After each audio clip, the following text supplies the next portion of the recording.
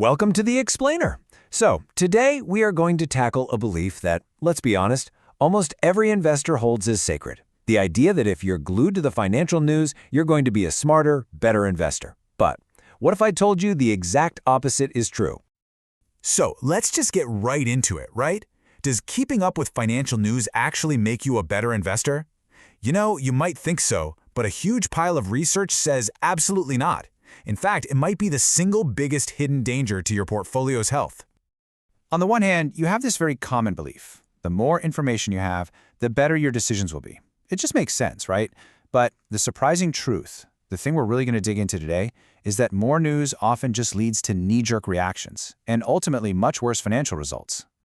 What this all boils down to is a shift in your mindset. We're going to see how the daily drumbeat of news can literally transform you from a patient, long-term strategic investor into a kind of twitchy, reactive speculator, someone who is actively working against their own best interests. Okay, so first things first, let's really get a grip on the economic reality of the market. Because once you see it, you'll understand how the system itself sets a trap for anyone trying to trade based on the headlines they see. At the very core of this is a concept you might have heard of called the efficient market hypothesis. Now, don't worry about the jargon. The simple takeaway is this. By the time you read a piece of news in an article or hear about it on TV, its financial impact is already baked into the stock price. The opportunity, if there ever was one for you, is long gone. And this timeline, wow, it really paints a picture, doesn't it? Look at this. The big institutions, they get the data instantly. Their super fast computers, their algorithms, they trade in millionths of a second. The stock price moves, and then way later, after all the action is over, you finally read the headline. You're not just last in line. You're not even in the same building. And this just hammers the point home.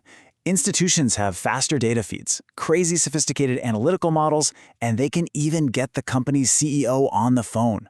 They aren't just playing a different game. They are on a totally different planet. So trying to compete with them using yesterday's news from a website, it's a losing battle from the word go. But, the problem is actually much deeper than just the structure of the market. It's also about psychology. It's about how financial news is pretty much perfectly designed to hack your brain and trigger your own worst instincts. The source material on this is so clear.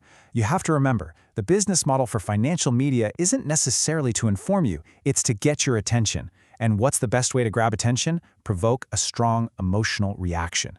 This is a recipe for disaster, because emotional investing is almost always bad investing. The first and maybe the most powerful trigger they use is FOMO. That's the fear of missing out. All those headlines you see about the next big thing or some market that's just soaring, they're not really there to help you. They're designed to make you anxious, to make you feel like everyone else is getting rich and you're being left behind. And that feeling pushes you to jump into risky stuff without really thinking it through. And this is where it gets really interesting. The research uncovers this fascinating paradox. The more news you consume, the more you start to feel like you really know what you're doing. You feel informed, you feel skilled, you might even get a little overconfident. But that feeling, it's a trap.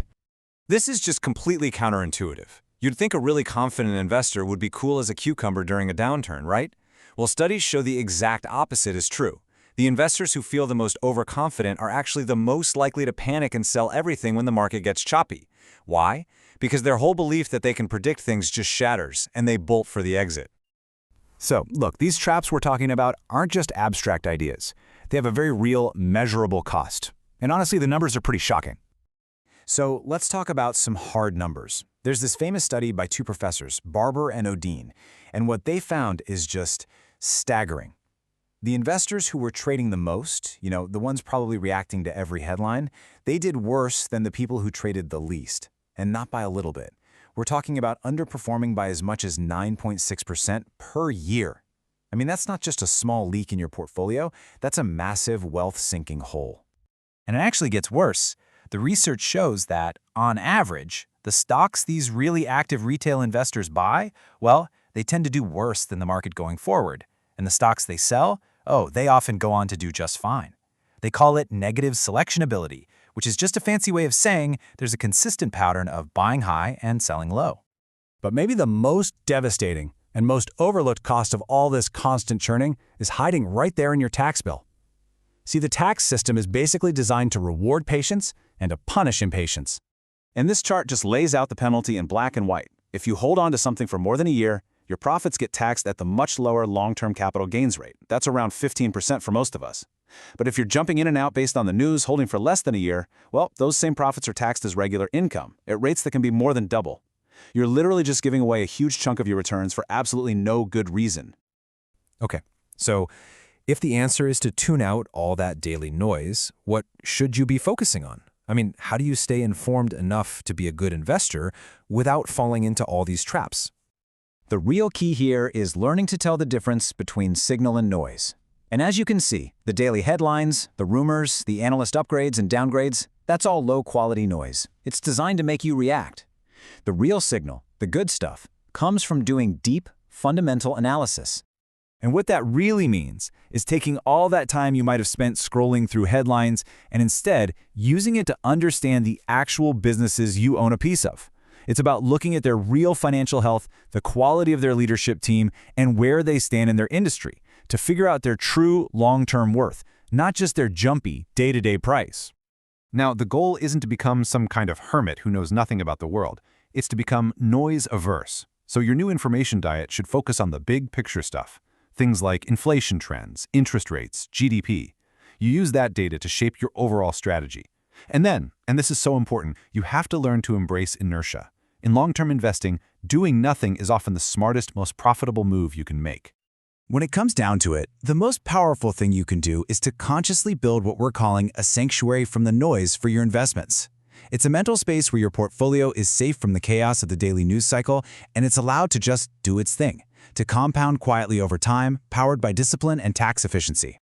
So when you boil it all down, what does successful investing really look like?